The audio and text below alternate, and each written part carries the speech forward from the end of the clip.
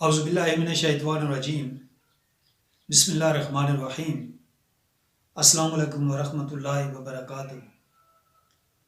ناظرین، آپ دیکھ رہے ہیں اے ٹو زی انفو چینل اور میں ہوں آپ کا ہوسٹ ڈاکٹر سید اخلاق نقوی۔ ناظرین، ایئر کنڈیشن کا نام آپ نے سنا ہے، ایئر کنڈیشن آپ نے دیکھا ہے اور ایئر کنڈیشن آپ نے استعمال بھی کیا ہوگا۔ کیا کیا اس کے فوائد ہیں وہ بھی آپ کو معلوم ہے۔ ایئر کنڈیشن ایجاد ہوئے ابھی کچھ سال ہوئے ہیں۔ آج میں آپ کو یہ بتاؤں گا کہ یہ ایئر کنڈیشن تو انسان نے ایجاد کیا ہے۔ جو ایئر کنڈیشن خالق کائنات نے انسان میں نصب کیا ہے وہ کیسا ہے؟ تو ابھی تک اگر آپ نے اس چینل کو سبسکرائب نہیں کیا تو سبسکرائب کر کے بیل آئیکن دبا دیں تاکہ ایسی ہی معلوماتی ویڈیوز آپ تک پہنچتی رہیں۔ تو ناظرین، خالق کائنات نے جو پہلا انسان یعنی حضرت آدم علیہ السلام کو جب خلق کیا تو ان کے جسم میں ایئر کنڈیشن رکھ دیا گیا۔ ناظرین، آپ کو پتہ ہے کہ انسان کو اشرف المخلوقات پیدا کیا گیا ہے۔ اللہ تعالیٰ نے اس کو بہت بلند درجہ عطا فرمایا ہے اور کائنات کی کوئی ایسی شے نہیں ہے جو انسانی جسم کے اندر موجود نہ ہو۔ انسان کو زندہ رہنے کے لیے ہوا، پانی اور خوراک کی ضرورت ہوتی ہے۔ ان تینوں میں سے جو سب سے اہم چیز ہے وہ ہے ہوا، اور ہوا ناک کے راستے پھیپھڑوں میں جاتی ہے، جہاں دل سے گندا خون پھیپھڑوں میں موجود ہوتا ہے۔ تازہ ہوا یعنی آکسیجن اس خون کو صاف کرتی ہے، آکسیجن خون میں شامل ہو جاتی ہے جو پورے بدن میں ہر جگہ پہ پہنچتی ہے۔ یوں پھیپھڑوں کو خون صاف کرنے کا کارخانہ کہا جاتا ہے۔ اگر ہمارے پھیپھڑوں میں تازہ ہوا، صاف ہوا جو پھیپھڑوں کی ریکوائرمنٹ ہے اس کے مطابق ملتی رہے تو ہمارے جسم کا خون صاف ہوتا رہتا ہے اور یوں ہمارے نزدیک بیماریاں نہیں آتی۔ اب دیکھتے ہیں کہ پھیپھڑوں کی ریکوائرمنٹ کیا ہے۔ تو پھیپھڑوں کی ریکوائرمنٹ یہ ہے، فرسٹ آف آل ہوا صاف ہونی چاہیے، آلودہ نہیں ہونی چاہیے۔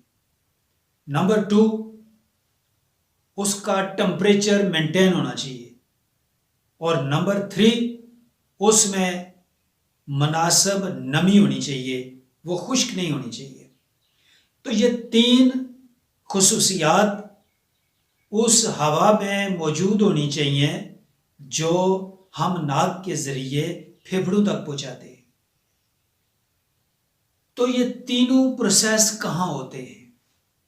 یہ اللہ تعالیٰ نے تمام سسٹم ناک کے اندر رکھ دیا ہے۔ آپ نے دیکھا ہوگا کہ ناک کے اندر بال ہوتے ہیں، لیکن یہ بال ہوا کو صاف کرنے میں مدد نہیں دیتے، بلکہ ناک کے اندر لاکھوں کی تعداد میں اتنے باریک بال موجود ہیں جو ہم اپنی آنکھوں سے نہیں دیکھ سکتے اور انہیں خوردبین سے دیکھا جا سکتا ہے۔ وہ 24 گھنٹے ہم سو رہے ہوں یا جاگ رہے ہو، چونکہ سانس لینے کا عمل 24 آورز جاری رہتا ہے، تو جو ہوا ناک کے راستے اندر داخل ہوتی ہے اسے وہ بال صاف کرتے ہیں۔ نمبر 2 جو دوسرا مرحلہ ہے کہ اس ہوا میں مناسب نمی ہونی چاہیے۔ تو وہ نمی کہاں سے آتی ہے؟ وہ ناک کے اوپر آنکھوں کے نیچے اللہ تعالیٰ نے ایک ایسا نظام رکھا ہے کہ وہاں سے ایک رطوبت ایک تواتر کے ساتھ نیچے آتی ہے اور وہ اس ہوا کو نمدار بناتی ہے۔ اب تیسرا مرحلہ جو ہے کہ اس ہوا کا ٹمپریچر متوازن ہونا چاہیے، معتدل ہونا چاہیے، نہ وہ زیادہ گرم ہو اور نہ وہ زیادہ ٹھنڈی ہو۔ آپ چاہے جون کی شدید ترین گرمی میں جب لو چل رہی ہو اس وقت ہوا شدید گرم ہوتی ہے، اور چاہے آپ ہمالیہ کے چوٹی پہ ہوں اور وہاں شدید ترین ٹھنڈی ہوا ہو، ہر دو صورتوں میں ناک کے اندر جو ایئر کنڈیشن کا نظام اللہ نے نصب کیا ہے وہ اس ہوا کا ٹمپریچر مینٹین کرتا ہے according to requirement of lungs. اس طرح سے یہ تینوں پروسیس جو ہیں یہ ناک کے اندر ہوتے ہیں اور پھیپھڑوں کی ریکوائرمنٹ کے مطابق ہوا پھیپھڑوں تک پہنچتی ہے، تبھی جا کر وہ اندر جو خون کو صاف کرنے کا فنکشن ہے وہ سر انجام دیتا ہے، اور اس طرح سے ہم تندرست رہتے ہیں۔ اب اس کے علاوہ جو وہ خوردبینی بال ہیں وہ 24 آورز اس طرح سے وہ لہرا رہے ہوتے ہیں، جس طرح سے کھیت میں فصل تیار ہو اور ہوا چل رہی ہو تو وہ فصل اس طرح سے لہرا رہی ہوتی ہے، ایسے ہی وہ بال بھی ناک کے اندر لہرا رہے ہوتے ہیں، اور جو ہوا میں گرد و غبار یا جراثیم جاتے ہیں ان کو وہ وہاں پہ چھاننی کی طرح چھان لیتے ہیں۔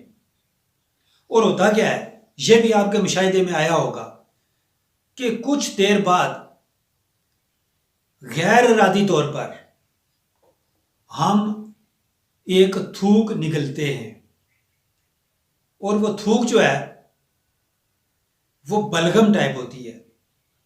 وہ ہوتا کیا ہے، یہی بال جن گرد و غبار اور جراثیموں کو وہاں پہ روک لیتے ہیں، یہی بال اس کو وہ جو ناک میں آنکھوں کے نیچے سے جو لیکوڈ آتا ہے اس میں ان کو یہ چمٹ جاتے ہیں اور ان کو بال دھکیل کر ہمارے حلق سے نیچے گرا دیتے ہیں۔ اب معدے میں جو لیکوڈز ہوتے ہیں، تیزاب ہوتا ہے، وہ ان جراثیموں کو ہلاک کر دیتا ہے۔ تو یہ ہر دو صورتوں میں ناک اور معدہ دونوں ہماری صحت کے لیے جراثیموں کو ہلاک کرنے کا ذریعہ بنتے ہیں۔ تو اس طرح سے ہمارا یہ سانس لینے کا عمل اور ہماری زندگی جاری و ساری رہتی ہے۔ اب یہاں پہ ایک اور بات آپ کو بتاؤں، زندگی بڑی قیمتی ہے، اور یہ ناک کے اندر اللہ نے سسٹم رکھا ہے۔ اگر کائنات پوری کو ہم بیچ کر کہیں کہ یہ ایسی سسٹم ہمیں دوبارہ مل جائے خراب ہونے کی صورت میں، تو اس کی ریپلیسمنٹ ناممکن ہے۔ اب دیکھیں سانس لینا ہماری زندگی کے ساتھ منسلک ہے، سانس ختم زندگی ختم۔ تو انسان کو زندہ رہنے کے لیے اللہ تعالیٰ نے دیکھیں کتنا بڑا نظام ہمارے سسٹم میں رکھ دیا ہے۔ تو ہمیں اللہ کی اس نعمت کا شکر ادا کرنا چاہیے، اور شکر ادا کرنے کا بہترین طریقہ یہ ہے کہ جو نعمت ہے اس کی قدر کی جائے۔ اگر ہم سگریٹ نوشی کر کے اس نظام کو تباہ کریں، پھیپھڑوں کو تباہ کریں، تو یہ کفران نعمت ہے۔ تو جب کوئی اللہ کی نعمت کا کفر کرتا ہے، انکار کرتا ہے، اس کو خراب کرتا ہے، تو پھر اللہ وہ نعمت لے بھی لیتا ہے۔ اور ہم نے بہت سے لوگوں کو دیکھا جو سگریٹ نوشی کر کے کینسر جیسے مرض میں مبتلا ہو کر تڑپ تڑپ کر جان دیتے ہیں۔ تو یہ کیا ہے؟ اللہ کی نعمت کا کفر ہے۔ تو ناظرین محترم، جو اللہ تعالیٰ کی عطا کردہ نعمتیں ہیں ان کا صحیح طریقے سے استعمال کریں، اللہ نعمتوں میں اضافہ فرمائے گا۔ اللہ تعالیٰ ہمیں ایک شکر گزار بندہ بننے کی توفیق عنایت فرمائے۔